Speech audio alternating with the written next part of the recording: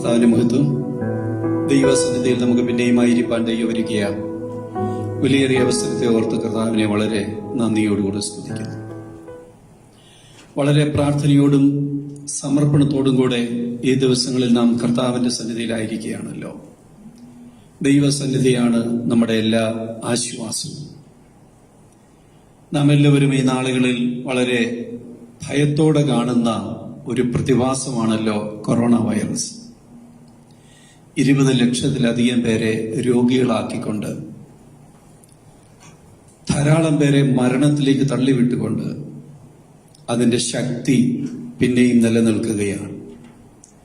എങ്കിലും ദൈവമക്കൾക്ക് ഭാരപ്പെടുവാൻ ഒന്നുമില്ലാതെ വണ്ണം ദൈവം നമുക്ക് എല്ലാവർക്കും ഏറ്റവും നല്ലവനാണെന്ന് ഓർത്ത് നമ്മുടെ കർത്താവിനെ നമുക്ക് നന്ദിയോടുകൂടെ സ്തുതിച്ചുകൊണ്ട് വളരെ പ്രാർത്ഥനയോടുകൂടെ നമുക്ക് കർത്താവിന്റെ പാദപിടുത്തത്തിലായിരിക്കാം. ചാരത്തും ദൂരത്തുമായി എന്നെ ശ്രവിക്കുന്ന എല്ലാ ദൈവമക്കളെയും ദൈവം അനുഗ്രഹിക്കട്ടെ എന്ന് പ്രത്യേകമായിട്ട് പ്രാർത്ഥിക്കുന്നു. വിദൂരതയിൽ ഇരുന്നു കൊണ്ടാണല്ലോ പല പ്രിയപ്പെട്ടവരും ഈ മെസ്സേജ് കേൾക്കുന്നത്. നിങ്ങളായിരിക്കുന്ന സ്ഥാനത്ത് ദൈവ സാന്നിധ്യം ഇറങ്ങി വരട്ടെ എന്ന് പ്രത്യേകമായിട്ട് പ്രാർത്ഥിക്കുന്നു. ഇങ്ങനെയുള്ള ക്രമീകരണങ്ങൾ ചെയ്തു തരുന്ന ഹലോ ഹോപ്പിന്റെ പ്രവർത്തകരെ ഓർത്ത് ദൈവത്തെ സ്തുതിക്കുന്നു. പ്രിയ സഹോദരൻ ചെറിയൻ മാത്യുവിനെയും രാജീവ് സ്റ്റുവർട്ടിനെയും കർത്താവ് ധാരാളമായിട്ട് അനുഗ്രഹിക്കുകയും ഹലോ ഹോപ്പിന് എല്ലാവിധമായ നന്മകളും നൽകട്ടെ എന്ന് പ്രത്യേകമായി പ്രാർത്ഥിച്ചുകൊണ്ട് ഈ രാത്രിയിലെ തിരുവചന ചിന്തയിലേക്ക് കടന്നു വരുവാൻ ആഗ്രഹിക്കുന്നു. 121 സങ്കീർത്തനം അതിന്റെ 5 മുതലുള്ള വാക്യങ്ങളാണ് ഇന്ന് രാത്രിയിലെ ചിന്തയ്ക്ക് വേണ്ടി വായിപ്പാൻ ആഗ്രഹിക്കുന്നത്. സാംസ് 121 വേഴ്സസ് 5 to 8 നമുക്കൊന്ന് വായിക്കാം. യഹോവ നിന്റെ പരിപാലകൻ, യഹോവ നിന്റെ വലത്ത് ഭാഗത്ത് നിനക്ക് തണൽ. പകൽ സൂര്യനെങ്കിലും രാത്രി ചന്ദ്രനെങ്കിലും നിന്നെ ബാധിക്കുകയില്ല. യഹോവ ഒരു ദോഷവും തട്ടാതെ വണ്ണം നിന്നെ പരിപാലിക്കും. അവൻ നിന്റെ പ്രാണനെ പരിപാലിക്കും. യഹോവ നിന്റെ ഗമനത്തെയും ആഗമനത്തെയും ഇന്നു മുതൽ എന്നേക്കും പരിപാലിക്കും. യഹോവ നിന്റെ പരിപാലകൻ. എന്നെ കേൾക്കുന്ന എല്ലാ ദൈവമക്കളും ഇന്ന് രാത്രി ഹൃദയത്തിൽ ഉറയ്ക്കേണ്ട ഒരു യാഥാർത്ഥ്യമാണ് യഹോവ നമ്മുടെ പരിപാലകൻ. സങ്കീർത്തനക്കാരൻ പറയുന്നു, യഹോവ നിന്റെ പരിപാലകൻ. യഹോവ നിന്റെ പരിപാലകൻ എന്നുള്ള ആ ഒരു പ്രത്യേക പദം the Lord watches over you എന്ന് NIV-യിൽ നമുക്ക് കാണുവാൻ കഴിയും. മറ്റു പല വേർഷനുകൾ പരിശോധിച്ചപ്പോൾ പല വേർഷനുകളിലും പല വാക്കുകൾ ഉപയോഗിച്ചിരിക്കുന്നത് കാണാൻ സാധിക്കുന്നുണ്ട്. The Lord watches over you, യഹോവ നിന്റെ പരിപാലകൻ, കെയർ ടേക്കർ എന്ന ഒരു പദം ഉപയോഗിച്ചിട്ടുണ്ട്. The Lord is your keeper, protector, guardian, preserver എന്നൊക്കെയുള്ള പദങ്ങളാണ് പല വേർഷനുകളിലായി ഉപയോഗിച്ചിരിക്കുന്നത്. എന്ന് പറഞ്ഞാൽ യഹോവ നിന്റെ പരിപാലകൻ എന്ന് പറയുന്നതിനകത്ത് യഹോവ നിന്റെ സൂക്ഷിപ്പുകാരൻ, പരിപാലകൻ, ഉത്തരവാദി, രക്ഷകൻ, രക്ഷകർത്താവ് എന്നൊക്കെയുള്ള പല അർത്ഥങ്ങൾ നമുക്കവിടെ കാണുവാൻ കഴിയുന്നു. ആ അർത്ഥങ്ങളെല്ലാം നമ്മുടെ ഹൃദയത്തിലേക്ക് ഒന്ന് സംഗ്രഹിച്ചുകൊണ്ട്, ഒന്ന് ഏറ്റെടുത്തുകൊണ്ട്, നമ്മുടെ ഹൃദയത്തോട് നോക്കിക്കൊണ്ട് നമുക്കൊന്ന് പറയുവാൻ പറ്റുമോ, യഹോവ നിന്റെ പരിപാലകൻ. ഇന്ന് രാത്രി ഈ നിലയിലെല്ലാം പ്രവർത്തിക്കുന്ന ഒരു ദൈവം എന്റെയും നിന്റെയും പരിപാലകനാണെങ്കിൽ ഒരു ദൈവപൈതലിന് ഭാരപ്പെടുവാൻ ഒന്നുമില്ല. ഇന്ന് ലോകം മുഴുവനും ആശങ്കയിലാണ്, ഭയത്തിലാണ്, ഭീതിയിലാണ്. അതിന്റെ ഏറ്റവും പ്രധാനമായ കാരണം പരിപാലകൻ ഇല്ല എന്നുള്ളതാണ്. കൊറോണ വൈറസ് മുഖാന്തരമായി രോഗികളായി തീരുന്നവരെ പരിചരിക്കുവാൻ മതിയായ സംവിധാനങ്ങളില്ലാത്ത രാജ്യങ്ങളാണ് പല രാജ്യങ്ങളും. ഏറ്റവും ഔന്നത്യത്തിൽ ഇരിക്കുന്നുവെന്ന് വിശേഷിപ്പിക്കപ്പെടുന്ന അമേരിക്കയ്ക്ക് പോലും സംവിധാനങ്ങൾ വളരെയധികം പരിമിതമാണ്. ഒരാശ്രയത്തിന് വേണ്ടി ഓടിച്ചെല്ലുന്നവരെ വേണ്ട രീതിയിൽ കരുതുവാനോ പരിപാലിക്കുവാനോ പരിമിതികൾ ഏറെയുള്ള ഒരു രാജ്യമായി ആ രാജ്യം പോലും മാറിയിരിക്കുന്നു.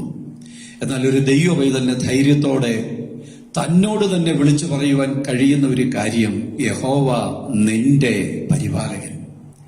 എന്നെ കേൾക്കുന്ന ദൈവമക്കളെ, നമ്മുടെ ഹൃദയത്തോട് നമുക്ക് ശാന്തമായി ഒന്ന് പറയാം, യഹോവ നിന്റെ പരിപാലകൻ. അവൻ നിന്റെ പരിപാലകനാണെങ്കിൽ അവൻ നിന്റെ സൂക്ഷിപ്പുകാരനാണ്, അവൻ നിന്റെ ഉത്തരവാദിയാണ്, അവൻ നിന്റെ കെയർ ടേക്കറാണ്, അവൻ നിന്റെ രക്ഷകനാണ്, അവൻ രക്ഷകർത്താവാണ്. എത്ര അനുഗ്രഹിക്കപ്പെട്ട കാര്യമാണ്! ഈ പദങ്ങളിലെല്ലാം അടങ്ങിയിരിക്കുന്ന ആശയങ്ങളും ഉത്തരവാദിത്വങ്ങളും വളരെ വലുതാണെന്ന് നാം പഠിക്കുമ്പോൾ നമുക്ക് മനസ്സിലാക്കുവാൻ കഴിയും. ആ ഉത്തരവാദിത്തങ്ങളെല്ലാം ഏറ്റെടുക്കുന്ന ഒരുവനാണ് നമ്മുടെ കർത്താവ്. ആ കർത്താവാണ് നമ്മുടെ പരിപാലകൻ. അതുകൊണ്ട് ദൈവസന്നിധിയിൽ നമുക്ക് നമ്മെ തന്നെ ഏൽപ്പിച്ചു കൊടുക്കാം. യഹോവ അങ്ങനെ നമ്മുടെ പരിപാലകനായിരിക്കുന്നത് കൊണ്ട് എന്തൊക്കെ സാധിക്കുന്നു എന്നുള്ളതാണ് താഴോട്ടുള്ള വാക്യങ്ങളിൽ നാം വായിക്കുന്നത്. 5-ാം വാക്യത്തിൽ നമുക്ക് ഒന്നുകൂടെ വായിക്കാം. 5-ാമത്തെ വാക്യം, യഹോവ നിന്റെ പരിപാലകൻ, യഹോവ നിന്റെ വലത്ത് ഭാഗത്ത് നിനക്ക് തണൽ. ഒന്നാമതായി കാണുവാൻ കഴിയുന്നത്, യഹോവ നിന്റെ വലത്ത് ഭാഗത്ത് നിനക്ക് തണൽ. Praise the Lord. Shade at your right hand side. നിന്റെ വലത്ത് ഭാഗത്ത് ദൈവം തണലാണ്. ക്ഷീണിച്ചിരിക്കുന്ന ഒരുവനെ സംബന്ധിച്ചിടത്തോളം ഒരു തണലിൽ അവൻ വന്നു നിൽക്കുമ്പോൾ അവനുണ്ടാകുന്ന ഒരു കുളിർമ, ആശ്വാസം ഇവിടെ പ്രസക്തമാണ്. യഹോവ നിന്റെ വലത്ത് ഭാഗത്ത് നിനക്ക് തണൽ. വേദപുസ്തകത്തിൽ 166-ൽ പരം പ്രാവശ്യം വലതുഭാഗത്തെ കുറിച്ച് പറഞ്ഞിട്ടുണ്ട് എന്നുള്ളത് കൊണ്ട് തന്നെ വലതുഭാഗം എന്ന് പറയുന്നത് അതീവ ഗൗരവമായ, ഇമ്പോർട്ടന്റ് ആയിരിക്കുന്ന ഒരു കാര്യമാണെന്ന് കാണുവാൻ കഴിയുന്നു. ഒരു മനുഷ്യന്റെ ശക്തിയുടെ ഭാഗമാണ് വലതുഭാഗം, കരുതലിന്റെ ഭാഗമാണ്, സ്നേഹത്തിന്റെ ഭാഗമാണ് വലതുഭാഗം എന്ന് കാണുവാൻ കഴിയും.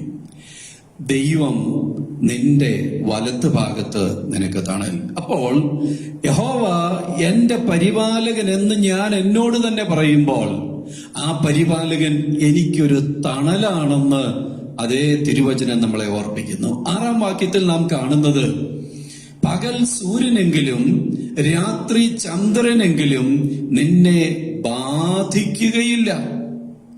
Nothing will harm you either day or night. രാത്രിയിലോ പകലിലോ അത് കൊണ്ടുവരുന്ന ഒരു ദോഷവും നിന്നെ ബാധിക്കുകയില്ല.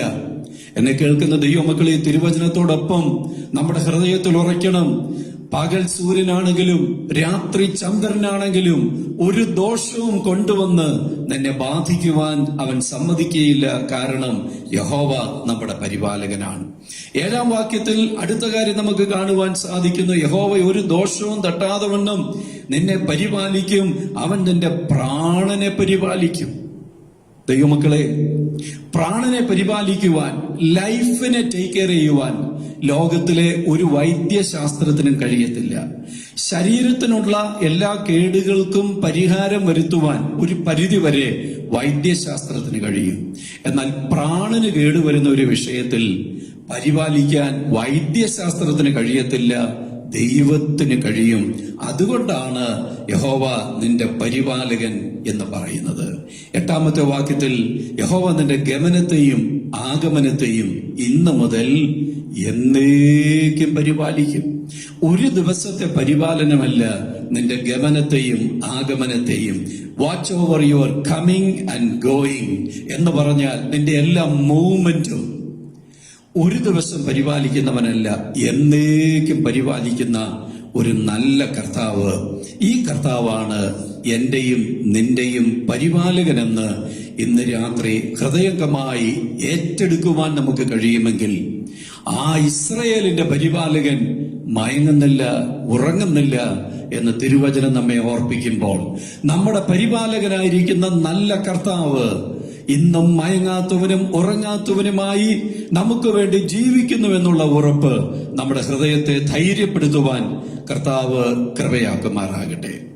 ഏതെല്ലാം നിലയിലുള്ള പരിപാലനങ്ങളാണ് ദൈവം തന്റെ ജനത്തിന് നൽകുന്നത് എന്നുള്ളത് ഈ രാത്രി തിരുവചനത്തിലൂടെ ചില കാര്യങ്ങൾ ഓർപ്പിക്കുവാൻ ഞാൻ ആഗ്രഹിക്കുന്നു. 5 വിധമായ പരിപാലനങ്ങൾ അല്ലെങ്കിൽ 5 മേഖലകളിലൂടെ വെളിപ്പെട്ടു വരുന്ന പരിപാലനങ്ങളെ കുറിച്ച് നമുക്ക് ദൈവവചനത്തിലൂടെ ഒന്ന് ഓർക്കുവാൻ തക്കവണ്ണം ഞാൻ ആഗ്രഹിക്കുകയാണ്. ഒന്നാമത്തെ പരിപാലനം എന്ന് പറയുന്നത് ദൈവത്തിങ്കൽ നിന്നും ഒരു ദൈവവേദനുള്ള പരിപാലനമാണ്. പ്രൊട്ടക്ഷൻ ബൈ ഗാഡ്, ദൈവത്തിന്റെ പക്കൽ നിന്നും ഉള്ള പരിപാലനം. അത് ഡയറക്റ്റ് പ്രൊട്ടക്ഷനാണ്, നേരിട്ട് ഒരു ദൈവവേദലിന് കിട്ടുന്ന പ്രൊട്ടക്ഷനാണ്. തിരുവചനത്തിലെ ചില ഭാഗങ്ങൾ നമുക്ക് നോക്കാം. ഇയ്യോബിന്റെ പുസ്തകം 1-ാം അധ്യായത്തിന്റെ 10-ാമത്തെ വാക്യത്തിൽ നമുക്ക് അത് കാണുവാനായിട്ട് കഴിയുന്നുണ്ട്. ഇയ്യോബിന്റെ പുസ്തകം 1-ാം അധ്യായം 10-ാം വാക്യം, അവിടെ ദൈവവും സാത്താനുമായി നടക്കുന്ന ഒരു സംഭാഷണത്തെ കുറിച്ചാണ് അവിടെ പറഞ്ഞിരിക്കുന്നത്. ഒന്ന് വായിക്കാം. നീ അവനും അവന്റെ വീടിനും അവന്റെ വീടിനും അവനുള്ള സകലത്തിനും ചുറ്റും വേലി കെട്ടിയിട്ടില്ലയോ? പിന്നെ നീ അവന്റെ പ്രവൃത്തിയെ അനുഗ്രഹിച്ചിരിക്കുന്നു, അവന്റെ മൃഗസമ്പത്ത് ദേശത്ത് പെരുകിയിരിക്കുന്നു. തൃക്കൈ നീട്ടി അവനുള്ളതൊക്കെയും ഒന്ന് തൊടുക, അവൻ നിന്നെ മുഖത്ത് നോക്കി ത്യജിച്ചു പറയുമെന്ന് ഉത്തരം. സാത്താൻ യഹോവയോട് ഇയ്യോബിനെ കുറിച്ച് പറയുന്ന ഒരു കാര്യം, സാത്താനോട് യഹോവ ചോദിച്ചു, നീ എവിടെ നിന്ന് വരുന്നു? ഞാൻ ഭൂമിയിലൊക്കെയും ഊടാടി സഞ്ചരിച്ചിട്ട് വരുന്നുവെന്ന് പറഞ്ഞപ്പോൾ ദൈവം സാത്താനോട് ചോദിക്കുകയാണ്, എന്റെ ദാസനായ ഇയ്യോബിന്റെ മേൽ നീ ദൃഷ്ടി വെച്ചുവോ? അവനെ പോലെ നിഷ്കളങ്കനും നേരുള്ളവനും ദൈവഭക്തനും ദോഷം വിട്ടകലുന്നവനും ഭൂമിയിൽ ആരുമില്ലല്ലോ. ആ സംഭാഷണത്തോടുള്ള ബന്ധത്തിലാണ് സാത്താൻ യഹോവയോട് ചോദിക്കുന്നത്, വെറുതെയാണോ അവൻ ദൈവഭക്തനായിരിക്കുന്നത്? നീ അവനും അവന്റെ വീടിനും അവനുള്ള സകലത്തിനും ചുറ്റും വേലി കെട്ടിയിട്ടില്ലയോ? രാത്രി എന്നെ കേൾക്കുന്ന ദൈവമക്കളോട് ഞാൻ പറയാം, ഒരു ദൈവ പൈതൽ എന്നുള്ള നിലയിൽ ദൈവം നമുക്ക് വേലി കെട്ടി പരിപാലിക്കുന്നവനാണ്. He make fence around us, നമ്മുടെ ചുറ്റും വേലി കെട്ടുന്നവനാണ് നമ്മുടെ ദൈവം. അത് ദൈവത്തെങ്കിൽ നിന്ന് ഒരു ദൈവ പൈതലിനും നേരിട്ട് കിട്ടുന്ന ഒരു പരിപാലനമാണ് നമ്മുടെ ചുറ്റും വേലി കെട്ടി പരിപാലിക്കുക എന്നുള്ളത്. ഇയ്യോബിനെ കുറിച്ച് പറഞ്ഞത്, അവന്റെ വീടിന് അവനുള്ള സകലത്തിനും നീ വേലി കെട്ടിയിട്ടുണ്ട്. എന്നെ കേൾക്കുന്ന ദൈവമക്കളെ, പഴയ നിയമ ഭക്തനായിരിക്കുന്ന ഇയ്യോബിന് വേണ്ടി ദൈവം അങ്ങനെ വേലി കെട്ടിയെങ്കിൽ പുതിയ നിയമ ഭക്തന്മാരായിരിക്കുന്ന ഓരോ ദൈവപൈതലിന് വേണ്ടിയും എന്റെ ദൈവം ഇതിനേക്കാൾ കുറഞ്ഞ ഒരു വേലി കെട്ടുകയില്ലെന്ന് ആത്മാവിൽ ഇന്ന് രാത്രി കണ്ടുകൊണ്ട് നമ്മുടെ ദൈവത്തെ സ്തുതിക്കുവാനിടയാകട്ടെ. അവന് ഇയ്യോബിന് ചുറ്റും വേലി, അവന്റെ വീടിന് ചുറ്റും വേലി, അവനുള്ള സകലത്തിനു ചുറ്റും വേലി. ഇന്ന് രാത്രി ഹെഡ്ജ് അറൗണ്ട് അത് ചെയ്യുന്നവനാണ് നമ്മുടെ കർത്താവെന്ന് നമുക്കൊന്ന് മനസ്സിലാക്കുവാൻ തക്കവണ്ണം ഇടയാകട്ടെ. അങ്ങനെ ഇയ്യോബിന് ചുറ്റും വേലി കെട്ടിയത് കൊണ്ട് 1-ാമത്തെ അധ്യായം 3-ാം വാക്യത്തിൽ നമ്മൾ വായിക്കുന്നു, അങ്ങനെ അവൻ സകല കിഴക്ക് ദേശക്കാരിലും മഹാനായിരുന്നു. എല്ലാവരേക്കാൾ അവൻ മഹാനായി, അവൻ സമൃദ്ധിയുള്ളവനായി, അവൻ സകല പൂർവ്വ ദിഗ്വാസികളെക്കാൾ ധനവാനായിരുന്നു, സമ്പന്നനായിരുന്നു എന്നൊക്കെ നമുക്ക് കാണുവാനായിട്ട് കഴിയുന്നു. ദൈവം നിനക്ക് ചുറ്റും വേലി കെട്ടിയാൽ അനുഗ്രഹ നിറവിന്റെ അനുഭവങ്ങൾ എല്ലായ്പ്പോഴും അനുഭവിക്കുവാനായിട്ട് സാധിക്കുമെന്നുള്ളത് നാം തിരുവചനത്തിലൂടെ വായിക്കുന്നു. യോബിനെ കുറിച്ച് സാത്താൻ അങ്ങനെയൊക്കെ വന്ന് പറയുമ്പോൾ ദൈവം സാത്താനോട് പറയുന്നു, നീ അങ്ങനെയൊന്നും പറയണ്ട, ഞാൻ അവന് ചുറ്റും വേലി കെട്ടി അവനെ പരിപാലിക്കുന്നത് കൊണ്ടോ അവന് നന്മകൾ കൊടുക്കുന്നത് കൊണ്ടോ അല്ല അവൻ ഭക്തി മുറുകെ പിടിച്ചുകൊണ്ടിരിക്കുന്നത്. അവൻ ദൈവഭക്തനായിരിക്കുന്നത് അവന്റെ ഹൃദയത്തിന്റെ തീരുമാനമാണ്. അവനും ദൈവമായിട്ടുള്ള ഉടമ്പടിയാണ്. അതിനെ ലംഘിക്കുവാൻ ഒരു ശക്തിക്കും കഴിയത്തില്ല. ദൈവം സാത്താനോട് പറഞ്ഞു, അവന്റെ വേലി നീ പൊളിച്ച് നീ അകത്ത് കയറിക്കോ, അവന്റെ പ്രാണനെ മാത്രം തൊടരുത്. ദൈവസന്നിധിയിലായിരിക്കുന്ന ദൈവമക്കളെ, ദൈവം അനുവാദം കൊടുത്തപ്പോൾ മാത്രമാണ് ആ വേലി പൊളിച്ച് അതിനകത്ത് കയറുവാനുള്ള ആ സ്വാതന്ത്ര്യം സാത്താന് കിട്ടിയത്. താഴോട്ടുള്ള കാര്യങ്ങളൊക്കെ നിങ്ങൾക്ക് എല്ലാവർക്കും അറിയാമല്ലോ. അങ്ങനെ സാത്താൻ കയറി എല്ലാം നശിപ്പിക്കുവാനിടയായി തീർന്നു. പക്ഷേ ഇയ്യോബ് ദൈവസന്നിധിയിൽ വിശ്വസ്തനായി നിന്നുവെന്ന് നാം തിരുവചനത്തിൽ വായിക്കുന്നു. അവൻ അവന്റെ ഭാര്യയോട് തന്നെ പറയുന്നു, ഒരു പൊട്ടി സംസാരിക്കുന്നത് പോലെ പോലെ നീ സംസാരിക്കുന്നുവോ? എപ്പോഴാണ് അവൻ പറയുന്നത്? അവന്റെ 10 മക്കളും മരിച്ച ആ സംഭവങ്ങളൊക്കെ കേട്ട് കഴിഞ്ഞപ്പോൾ ഇയ്യോബ് പറയുന്നു, ഒരു പൊട്ടി സംസാരിക്കുന്നത് പോലെ നീ സംസാരിക്കുന്നു. ദൈവത്തിന്റെ കയ്യിൽ നിന്ന് നന്മ കൈക്കൊള്ളുന്നുവെങ്കിൽ തിന്മയെന്ന് ലോകം വിചാരിക്കുന്ന, തിന്മയെന്ന് നമ്മൾ വിചാരിക്കുന്ന ഈ കാര്യങ്ങളും നമുക്ക് അനുഭവിച്ചുകൂടെയോ? ഇതിലൊന്നിലും ഇയ്യോബ് അധരങ്ങളാൽ പാപം ചെയ്യാതെ തന്റെ ഭക്തിയെ മുറുകെ പിടിക്കുവാൻ ഇടയായി തീർന്നു. എന്നെ കേൾക്കുന്ന ദൈവമക്കളെ, നമ്മുടെ കർത്താവ് കൊടുക്കുവാൻ മാത്രമല്ല എടുക്കുവാനും അധികാരമുള്ളവനാണ് എന്ന് തിരുവചനം നമ്മളെ ഓർപ്പിക്കുന്നു. എന്ത് സംഭവിച്ചാലും വേലികെട്ടി പരിപാലിക്കുന്നവൻ അനുവദിക്കാതെ വേലിക്കകത്ത് കയറുവാൻ പിശാചിന് സാധ്യമല്ലെന്ന് ഇന്ന് രാത്രി ഉറയ്ക്കുവാൻ കഴിഞ്ഞാൽ, കർത്താവ് ഭൂമിയിൽ വെച്ച് ശിമോനോട് പറഞ്ഞ്, ശിമോനെ, സാത്താൻ നിന്നെ കോതമ്പ് പോലെ പാറ്റേണ്ടതിന് പലവട്ടം എന്നോട് ചോദിച്ചു, ഞാൻ അനുവദിച്ചില്ല, കാരണം നിന്റെ വിശ്വാസം പോയി പോകും. കോതമ്പ് പോലെ പാറ്റുവാൻ അനുവാദം ചോദിച്ചപ്പോൾ ശിമോനെ അങ്ങനെ പാറ്റുവാൻ കർത്താവ് അനുവാദം കൊടുത്തില്ല, കാരണം ശിമോന്റെ വിശ്വാസം പോയി പോകും. അടിമുതൽ മുടി വരെ ഒരുപോലെ ബാധിച്ച് ഇയ്യോബിനെ വല്ലാത്ത നിലയിൽ ബാധിക്കുവാൻ, അവനുള്ളത് മുഴുവനും, അവന്റെ പ്രാണൻ ഒഴികെ ബാക്കി മുഴുവനും ദണ്ഡിപ്പിക്കപ്പെടുവാൻ പിശാചിന്റെ കയ്യിൽ ഏൽപ്പിച്ചു കൊടുക്കാൻ ദൈവം മടിച്ചില്ല. കാരണം ദൈവത്തിന് ഇയ്യോബിലുള്ള കോൺഫിഡൻസ് ആണ്, എന്റെ ദാസനായിരിക്കുന്ന ഇയ്യോബ് അവൻ ദൈവഭക്തനാണ്, അവൻ നിഷ്കളങ്കനാണ്, നേരുള്ളവനാണ്, അവന്റെ ആ ജീവിതത്തിന്റെ തീരുമാനങ്ങളിൽ നിന്ന് അവൻ വ്യതിചലിക്കുകയില്ലെന്ന് ഉറപ്പുള്ളത് കൊണ്ടാണ് ആ ശോധനകളിലൂടെ ദൈവം ഇയ്യോബിനെ അനുവദിച്ചത്. ഇന്ന് രാത്രി എന്നെ കേൾക്കുന്ന ദൈവത്തിന്റെ പൈതലേ, ഒരുപക്ഷെ നിങ്ങൾ കടന്നു പോകുന്ന ജീവിതത്തിന്റെ ശോധന അതികഠിനമെന്ന് ചിന്തിക്കുന്നുണ്ടായിരിക്കാം. ഇയ്യോബ് കേട്ടത് ഒരു ദിവസം കേൾക്കുന്ന വാർത്ത, അടുത്ത ദിവസം മറ്റൊരു വാർത്ത, ഇങ്ങനെ ഓരോ വാർത്തകൾക്കപ്പുറത്ത് വാർത്തകൾ വരികയാണ്. എല്ലാം ഹൃദയത്തെ തകർക്കുന്ന വാർത്തകളാണ്. അങ്ങനെയുള്ള വാർത്തകളുടെ എല്ലാം നടുവിൽ അവന് പിടിച്ചു നിൽക്കുവാൻ കഴിഞ്ഞെങ്കിൽ, ഈ രാത്രി എന്നെ കേൾക്കുന്ന ദൈവമക്കളോട് ഞാൻ പറയട്ടെ, കഠിനമായ ശോധനയെന്ന്, മറ്റാർക്കുമില്ലാത്ത ശോധനയെന്ന് ദൈവപൈതലെ നീ ചിന്തിക്കുന്നുണ്ടെങ്കിൽ അതിന്റെ അർത്ഥം നിനക്കത് താങ്ങുവാൻ കെൽപ്പുണ്ട്.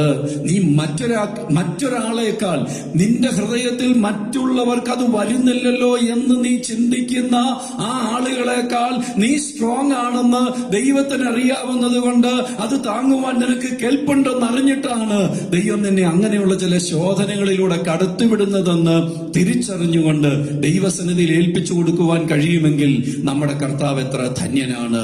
ആ ദൈവകരങ്ങളിൽ ഏൽപ്പിച്ചു കൊടുക്കാം. ഹല്ലേലൂയ. വീണ്ടും നാം ദൈവസന്നിധിയിലായിരിക്കുമ്പോൾ സങ്കീർത്തനങ്ങൾ 91 നമുക്ക് എല്ലാവർക്കും സുപരിചിതമായിരിക്കുന്ന ഭാഗമാണല്ലോ. രണ്ടാമത് ദൈവം നൽകുന്ന ഡയറക്റ്റ് ആയിരിക്കുന്ന പ്രൊട്ടക്ഷൻ എന്ന് പറയുന്നത് Psalms 91 verse 1. അവിടെ നമുക്ക് കാണുവാൻ കഴിയുന്നു, അത്യുന്നതന്റെ മറവിൽ വസിക്കുക, സർവശക്തന്റെ നിഴലിൻ കീഴിൽ പാർക്കുക. ഷെൽട്ടർ ആൻഡ് ഷാഡോ, ഇത് രണ്ടും ദൈവം നൽകുന്ന കാര്യമാണ്.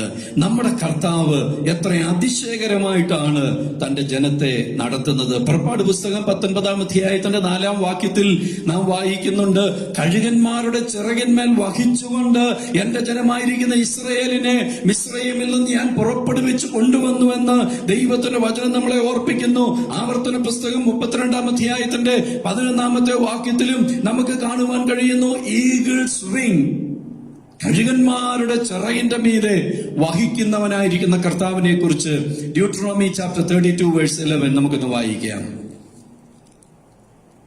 കഴുകൻ തന്റെ കൂടനക്കി കുഞ്ഞുങ്ങൾക്ക് മീതെ പറക്കും പോലെ താൻ ചിറക് വിരിച്ച് അവനെ എടുത്ത് തന്റെ ചിറകിന്മേൽ അവനെ വഹിച്ചു. യഹോവ തനിയെ അവനെ നടത്തി, അവനോടുകൂടെ അന്യദൈവം ഉണ്ടായിരുന്നില്ല. കഴുകന്മാരുടെ ചിറകിന്മേൽ വഹിച്ചുകൊണ്ട് ഇസ്രായേൽ മക്കളെ മിസ്രയീമിൽ നിന്ന് കൊണ്ടുവന്ന ദൈവം ആ കഴുകന്മാരുടെ ചിറകിന്മേൽ വഹിക്കുക മാത്രമല്ല, ആ ചിറകിന്റെ കീഴിൽ അഭയം നൽകുന്നവൻ കൂടെയാണെന്ന് ദൈവസന്നിധിയിൽ നമുക്ക് ഓർക്കുവാൻ കഴിയട്ടെ. വഹിക്കുവാനും മറയ്ക്കുവാനും കഴിയുന്നവനാണ് നമ്മുടെ കർത്താവ്.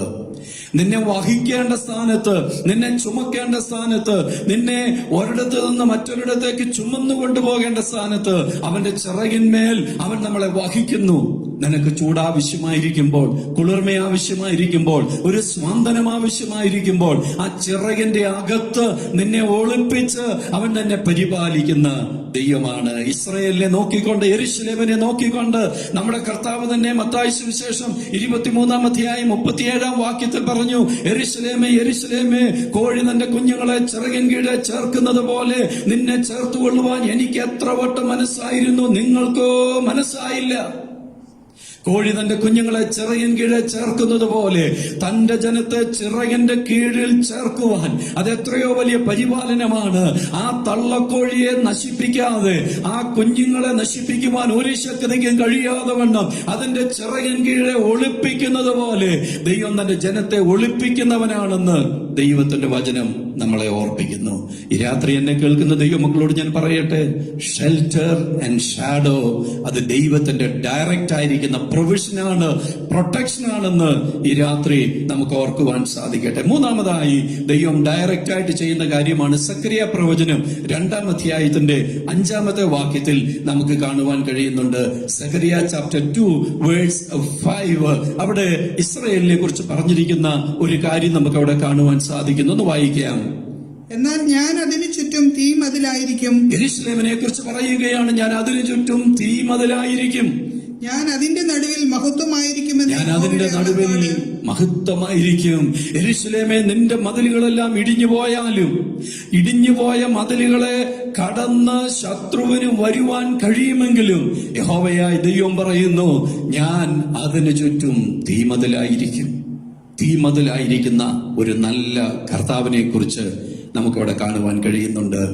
Praise the Lord. പുറപ്പാട് പുസ്തകം 13-ാം അധ്യായത്തിന്റെ 21-ാം വാക്യത്തിൽ ഇസ്രായേൽ മക്കളെ മിസ്രയീമിൽ നിന്നും പുറപ്പെടുവിച്ചു കൊണ്ടുവരുന്ന ദൈവത്തിന്റെ പദ്ധതിയെ കുറിച്ച് പറഞ്ഞിരിക്കുമ്പോൾ 2 നിലയിലാണ് ദൈവം തന്റെ ജനത്തെ നടത്തുന്നത്. എക്സോഡസ് ചാപ്റ്റർ 13 വേഴ്സ് 21 അവിടെ ഇങ്ങനെയാണ് നാം കാണുന്നത്. അവർ പകലും രാവും യാത്ര ചെയ്യുവാൻ തക്കവണ്ണം അവർക്ക് വഴി കാണിക്കേണ്ടതിന് പകൽ മേഘസ്തംഭത്തിലും, വഴി കാണിക്കുവാൻ പകൽ മേഘസ്തംഭം, അവർക്ക് വെളിച്ചം കൊടുക്കേണ്ടതിന് രാത്രി അഗ്നിസ്തംഭത്തിലും ദൈവം അവരെ നടത്തുവാനിടയായി. അഗ്നിസ്തംഭത്തിൽ ദൈവം അവരെ നടത്തിയെന്ന് നമുക്കവിടെ കാണുവാൻ കഴിയുന്ന പില്ലർ ഓഫ് ഫയർ എന്നാണ് അവിടെ എഴുതിയിരിക്കുന്നത്. പില്ലേഴ്സ് ഓഫ് ഫയർ ഒരുക്കിക്കൊണ്ട് ദൈവം തന്നെ ജനമായിരിക്കുന്ന ഇസ്രായേലിനെ മിസ്രയീമിൽ നിന്നും പുറപ്പെടുവിച്ച് മരുഭൂമി വഴിയായി നടത്തിക്കൊണ്ടുവന്നു. അങ്ങനെ നടത്തിക്കൊണ്ടുവന്ന ഇസ്രായേലിനെ കുറിച്ച്, യെരൂശലേമിനെ കുറിച്ച് ദൈവം സക്കറിയ പ്രവചനത്തിൽ പറയുകയാണ്, അന്ന് നിങ്ങളെ നടത്തിക്കൊണ്ടുവന്നത് പില്ലേഴ്സ് ഓഫ് ഫയർ കൊണ്ടാണെങ്കിൽ ഇന്ന് നിങ്ങളെ പരിപാലിക്കുന്നത് വാൾസ് ഓഫ് ഫയർ കൊണ്ടാണ്, തീ മതിൽ കൊണ്ടാണ് ഞാൻ നിനക്ക് സംരക്ഷണം നൽകി തരുന്നത്. നമുക്കറിയാം, പുരാതന കാലങ്ങളിലൊക്കെ ടെന്റ് കെട്ടി മനുഷ്യൻ വസിക്കുമ്പോൾ, വേട്ടയ്ക്കും മറ്റും പോകുന്ന സമയത്ത് വന്യമൃഗങ്ങളിൽ നിന്ന് രക്ഷപ്പെടുന്നതിന് വേണ്ടി ടെന്റുകൾ വളരെ ബലഹീനമാണെങ്കിലും ആ ടെന്റുകൾക്ക് ചുറ്റും ചെറിയ ചെറിയ വിളക്കുകൾ കത്തിച്ചു വെക്കും. ആ വിളക്കുകളുടെ വെട്ടത്തിൽ വന്യമൃഗങ്ങൾ വരാതെ ഭയപ്പെട്ട് പോകുന്നതിനെ കുറിച്ച് നമുക്ക് മനസ്സിലാക്കുവാൻ തക്കവണ്ണം സാധിക്കും. ഏറ്റവും വലിയ ആന പോലും ആ തീ കാണുമ്പോൾ ഭയപ്പെട്ട് ഓടുവാനിടയാകുമെങ്കിൽ ഇന്ന് രാത്രി ഓർപ്പിക്കട്ടെ, പാർക്കുന്ന ടെന്റുകൾ ഏറ്റവും ബലഹീനമാണെങ്കിലും അതിന് ചുറ്റുപാടും വരുന്ന ആ തീയെ കണ്ട് ഭയപ്പെടുന്നത് പോലെ ഈ രാത്രി ഞാൻ ഓർപ്പിക്കാം, ദൈവത്തിന്റെ പൈതലേ, മതിലുകൾ ഇടിഞ്ഞു പോകുമ്പോൾ നിനക്ക് ചുറ്റും തീമതിലായി ഇറങ്ങി വരുന്നവനാണ് നമ്മുടെ കർത്താവെന്ന് ദൈവത്തിന്റെ വചനം നമ്മളെ ഓർപ്പിക്കുന്നു. ആകയാൽ ദൈവം ഡയറക്റ്റ് ആയിട്ട് തന്റെ മക്കൾക്ക് നൽകുന്ന പ്രൊട്ടക്ഷനകത്ത് ഒരു ഫെൻസ് അറൗണ്ട് ഉണ്ട്, ചുറ്റും കെട്ടുന്ന വേലിയുണ്ട്, ഷെൽട്ടർ ആൻഡ് ഷാഡോ ഉണ്ട്, ആ ചിറകിന്റെ നിഴലുണ്ട്. മൂന്നാമതായി വാൾ ഓഫ് ഫയർ ഉണ്ട്, തീ മതിലുകൊണ്ട് ദൈവം തന്റെ ജനത്തെ പരിപാലിക്കുന്നവനാണ്. ഈ ദൈവിക പരിപാലനം നമുക്ക് ദൈവത്വത്തിൽ നിന്ന് ലഭിക്കുന്ന പരിപാലനങ്ങളാണ്. രണ്ടാമതായി നമ്മുടെ കർത്താവിൽ നിന്ന്, യേശുവിൽ നിന്നുള്ള പരിപാലനത്തെ കുറിച്ച് നമുക്ക് കാണുവാൻ സാധിക്കുന്നുണ്ട്. പുറപ്പാട് പുസ്തകം 12-ാം അധ്യായത്തിന്റെ 13-ാമത്തെ വാക്യം നമ്മുടെ കർത്താവായ യേശു തന്റെ ജനത്തിന് നൽകുന്ന പരിപാലനത്തെ കുറിച്ച് നമ്മൾ വായിക്കുമ്പോൾ, ചിന്തിക്കുമ്പോൾ നമുക്ക് ഓർക്കുവാനുള്ള ഏറ്റവും വലിയ കാര്യം എന്ന് പറയുന്നത് ദ ബ്ലഡ് പ്രൊട്ടക്ഷനാണ്, രക്ത പരിപാലനം. അല്ലെങ്കിൽ രക്തം കൊണ്ടുള്ള പരിപാലനമാണ്. പുറപ്പാട് പുസ്തകത്തിൽ നമുക്കത് കാണുവാൻ കഴിയുന്നുണ്ട്. പുറപ്പാട് പുസ്തകം 12-ാം അധ്യായത്തിന്റെ 13-ാമത്തെ വാക്യത്തിൽ, നിങ്ങൾ പാർക്കുന്ന വീടുകളിന്മേൽ രക്തം അടയാളമായിരിക്കും. ഞാൻ രക്തം കാണുമ്പോൾ നിങ്ങളെ ഒഴിഞ്ഞു കടന്നുപോകും. ഞാൻ മിസ്രൈം ദേശത്തെ ബാധിക്കുന്ന ബാധ നിങ്ങൾക്ക് നാശഹേതുവായി തീരുകയില്ല. രക്തം അടയാളമായി ഇസ്രയേലിന്റെ ഓരോ ഭവനങ്ങളെയും ദൈവം വേർതിരിച്ച് കട്ടളക്കാൽ രണ്ടിന്മേലും കുറുമ്പടിമേലും രക്തം അടയാളമായി പുരട്ടിയിട്ടുണ്ടെങ്കിൽ, അങ്ങനെ പുരട്ടിയ വീടിനകത്താണ് ഇസ്രയേൽ മക്കൾ വസിക്കുന്നതെങ്കിൽ സംഹാരകൻ അവരെ തൊടാതെ വണ്ണം രക്തം കാണുമ്പോൾ സംഹാരകൻ ഒഴിഞ്ഞു പോകുമെന്നാണ് ദൈവത്തിന്റെ വചനം നമ്മളെ ഓർപ്പിക്കുന്നത്. എസെക്കിയേൽ പ്രവചനം 9-ാം അധ്യായത്തിന്റെ 4 മുതലുള്ള വാക്യങ്ങളിലും നമുക്ക് കാണുവാൻ സാധിക്കുന്നുണ്ട്. രക്തം അടയാളമുള്ള ഒരുത്തനെയും തുടരുതെന്ന് ദൈവത്തിന്റെ വചനം കർശനമായി ദൂത് കൈമാറുന്നത് അവിടെ നമുക്ക് ദൃശ്യമാണ്. ഇന്ന് രാത്രി എന്നെ കേൾക്കുന്ന ദൈവമക്കളെ, പഴയ നിയമ ഭക്തന്മാരെ, പഴയ നിയമ ഇസ്രയേലിനെ രക്തം അടയാളമാക്കി ദൈവം വിടുവിച്ചെടുത്തെങ്കിൽ, കുഞ്ഞാടിന്റെ വിലയേറിയ രക്തം കൊണ്ട് യോഹന്നാൻ ചൂണ്ടിക്കാണിച്ചു, ഇതാ ലോകത്തിന്റെ പാപത്തെ ചുമക്കുന്ന ദൈവത്തിന്റെ കുഞ്ഞാട്. ആ ദൈവത്തിന്റെ കുഞ്ഞാട് എന്റെയും നിങ്ങളുടെയും പാപത്തെ ചുമന്നുകൊണ്ട് കാൽവരി ക്രൂശിൽ നമുക്ക് വേണ്ടി പരമയാഗമായി അർപ്പിക്കപ്പെട്ടു. ആ കുഞ്ഞാട് ചൊരിഞ്ഞ വിലയേറിയ രക്തം കൊണ്ട് നമ്മെ അവൻ വീണ്ടെടുത്തെങ്കിൽ, ആ രക്തം അടയാളമുള്ള ഒരു ദൈവവൈതലിനെയും ഒരു കൊറോണ വൈറസിനും അറ്റാക്ക് ചെയ്യുവാൻ സാധിക്കുകയില്ല. ഇന്ന് രാത്രി ഞാനത് പറയുമ്പോൾ നമ്മൾ തെറ്റായി ചിന്തിക്കരുത്. ലോകത്തിൽ വരുന്ന എല്ലാ കാര്യങ്ങൾക്കും നമ്മുടെ മേൽ സ്വാധീനമുണ്ടെങ്കിലും നമ്മെ പരിപാലിക്കുവാൻ കഴിയുന്ന ഒരു കർത്താവുണ്ടെന്ന് നാം ഉറയ്ക്കണം. നമ്മുടെ പ്രാണനെതിരെ എന്തെങ്കിലും ചെയ്യണമെങ്കിൽ എന്റെ ദൈവം അനുവദിക്കണം. ദൈവമക്കളെ, നമുക്ക് ചുറ്റും രക്തമടയാളമായിരിക്കുന്ന ഒരു പ്രൊട്ടക്ഷൻ ഉണ്ട്. ആ പ്രൊട്ടക്ഷൻ നമുക്ക് തന്നിരിക്കുന്നത് നമ്മുടെ വാഴ്ത്തപ്പെട്ടവനായ കർത്താവാണ്. കാൽവരി ക്രൂശിൽ നമുക്ക് വേണ്ടി മരിച്ചടക്കപ്പെട്ട് ഉയർത്തെഴുന്നേറ്റ് ഇന്ന് പിതാവിന്റെ വലത്തുഭാഗത്ത് നമുക്ക് വേണ്ടി പക്ഷപാതം കഴിക്കുന്ന യേശുവാണ് നമ്മെ രക്തമടയാളമാക്കി സൂക്ഷിക്കുവാൻ ഇടയാകുന്നത്. യോശുവയുടെ പുസ്തകം 2-ാം അധ്യായം 17-ാം വാക്യത്തിൽ നമുക്കവിടെ രാഹാബ് എന്ന് പറയുന്ന ഒരു വേശ്യ സ്ത്രീയെ കുറിച്ച് കാണുന്നുണ്ട്. ഒറ്റുനോക്കുവാൻ പോയവരെ, യെരിഹോവിനെ ഒറ്റുനോക്കുവാൻ പോയവരെ ഒളിപ്പിച്ചതായ ആ സ്ത്രീ അവരോട് അവസാനം പറയുന്നു, നിങ്ങൾ യെരിഹോവിനെ നശിപ്പിക്കുവാൻ വരുമ്പോൾ എന്നെ ഓർക്കണം, എന്റെ കുടുംബത്തെ ഓർക്കണം. അന്ന് അവരൊരു അടയാളം കൊടുത്തത് ഒരു ചുവപ്പ് ചരടാണ്. ഈ ചുവപ്പ് ചരട് ഞങ്ങളെ ഇറക്കി വിട്ട് അതേ കിളിവാതിലിന്റെ വാതിക്കൽ നീ കെട്ടിയിരിക്കണം. ഈ കിളിവാതിലിന്റെ വാതിക്കൽ ഈ രക്തമടയാളമുള്ള ചുവപ്പ് ചരട് നീ കെട്ടിയാൽ അത് കാണുമ്പോൾ സംഹാരകൻ നിന്നെ ഒഴിഞ്ഞു പോകുവാനിടയാകും. ദൈവമക്കളെ, അങ്ങനെയൊക്കെയാണ് ദൈവം അന്ന് വിടുതൽ കൊടുത്തതെങ്കിൽ യേശുവിന്റെ രക്തമടയാളമുള്ള ദൈവത്തിന്റെ പൈതലിനെ ആർക്കും ഒന്നും ചെയ്യുവാൻ കഴിയുകയില്ലെന്ന് ആത്മാവിൽ ഇന്ന് രാത്രി ഉറയ്ക്കട്ടെ. അത് നമ്മുടെ ആത്മാവിനോടുള്ള ബന്ധത്തിലാണ് നമ്മൾ ഏറ്റെടുക്കേണ്ടത്. നമ്മുടെ ശരീരത്തിൽ വരുന്ന എല്ലാ കാര്യങ്ങളും താൽക്കാലികമാണ്. അത് ഈ ഭൂമി കൊണ്ട് അവസാനിക്കുന്നതാണ്. എന്നാൽ നിത്യതയിൽ എത്തുന്ന ആത്മാവിന്റെ സംരക്ഷണമാണ് ഏറ്റവും വലുതെന്ന് ഈ രാത്രി തിരിച്ചറിഞ്ഞുകൊണ്ട് ദൈവസന്നിധിയിൽ നമുക്കായിരിക്കാം. നമ്മൾ ശരീരത്തിൽ വസിക്കുമ്പോഴും യേശുവിന്റെ രക്തം അടയാളമുള്ളവരായി നമ്മൾ ജീവിക്കുന്നുവെങ്കിൽ ആ രക്തത്തിനകത്ത് നമുക്കൊരു വലിയ വിടുതലുണ്ട്, വിജയമുണ്ടെന്ന് നാം ഓർക്കണം. മൂന്നാമതായി, പരിശുദ്ധാത്മാവ് നമുക്ക് നൽകുന്ന പരിപാലനമാണ്. എഫേസ് ലേഖനം 4-ാം അധ്യായത്തിന്റെ 30-ാമത്തെ വാക്യം നമ്മൾ വായിക്കുമ്പോഴും, എഫേസ് ലേഖനം 1-ാം അധ്യായം 14-ാം വാക്യം നമ്മൾ വായിക്കുമ്പോഴും നമുക്കവിടെ കാണുവാൻ സാധിക്കുന്നത് പരിശുദ്ധാത്മാവ് ദൈവമക്കൾക്ക് വേണ്ടി എന്ത് ചെയ്യുന്നു. എഫേഷ്യൻസ് ചാപ്റ്റർ 4:30 ഒന്ന് വായിക്കാം. ദൈവത്തിന്റെ പരിശുദ്ധാത്മാവിനെ ദുഃഖിപ്പിക്കരുത്, അവനാലല്ലോ നിങ്ങൾക്ക് വീണ്ടെടുപ്പ് നാളിനായി മുദ്രയിട്ടിരിക്കുന്നത്. പരിശുദ്ധാത്മാവിനാൽ മുദ്രയിടപ്പെട്ട ദൈവമക്കളാണ് നാം എന്ന് നാം തിരിച്ചറിയണം. പരിശുദ്ധാത്മാവ് നൽകുന്ന പരിപാലനം എന്ന് പറയുന്നത് ദ സീൽ ഓഫ് പ്രൊട്ടക്ഷൻ, പരിപാലനത്തിന്റെ ഒരു മുദ്ര അവൻ നമ്മുടെ മേൽ പതിപ്പിച്ചിട്ടുണ്ട്. പരിശുദ്ധാത്മാവ് നമ്മളെ മുദ്രയിട്ട് കാക്കുന്നു എന്നുള്ളത് എത്രയോ അർത്ഥവത്തായ കാര്യമാണ്. ആ പരിശുദ്ധാത്മാവ് ഇന്ന് നമ്മളെ നടത്തിക്കൊണ്ടിരിക്കുന്നു. നിത്യത വരെ കൊണ്ട് എത്തിക്കുവാനുള്ള ഉത്തരവാദിത്വം പരിശുദ്ധാത്മാവിനുണ്ടെന്ന് തിരിച്ചറിഞ്ഞുകൊണ്ട് നമ്മുടെ കർത്താവ് നമുക്ക് വേണ്ടി ഒരുക്കിയിരിക്കുന്ന ഈ ദൈവീക പദ്ധതിയെ നമുക്ക് നന്ദിയോടുകൂടെ ഓർക്കാം. സമയത്തിന്റെ പരിമിതി കൊണ്ട് വേഗം ഞാൻ നിർത്തട്ടെ. നാലാമതായി, ദൈവം നൽകുന്ന പരിപാലനം, ദി ഏഞ്ചലിക് പ്രൊട്ടക്ഷൻ, ദൂതന്മാരാലുള്ള ദൈവീക സംരക്ഷണമാണ്. 1-2 വാക്യം വായിക്കാം. സങ്കീർത്തനങ്ങൾ 91-ന്റെ 11-ാമത്തെ വാക്യവും വാക്യം നമുക്കത് വായിക്കാം. സാംസ് 91 വേഴ്സ് 11. അവിടെ ദൈവം പറയുന്ന കാര്യം, ദൈവം തന്റെ ദൂതന്മാരോട് പറയുന്ന കാര്യം വായിക്കാം. നിന്റെ എല്ലാ വഴികളിലും നിന്നെ കാക്കേണ്ടതിന്, നിന്റെ എല്ലാ വഴികളിലും നിന്നെ കാക്കേണ്ടതിന് അവൻ നിന്നെക്കുറിച്ച് തന്റെ ദൂതന്മാരോട് കൽപ്പിക്കും. 34 സങ്കീർത്തനം 17 വാക്യത്തിൽ നാം വായിക്കുന്നു, യഹോവയുടെ ദൂതൻ അവരുടെ ചുറ്റും പാളയമിറങ്ങി അവരെ വിടുവിക്കുന്നു.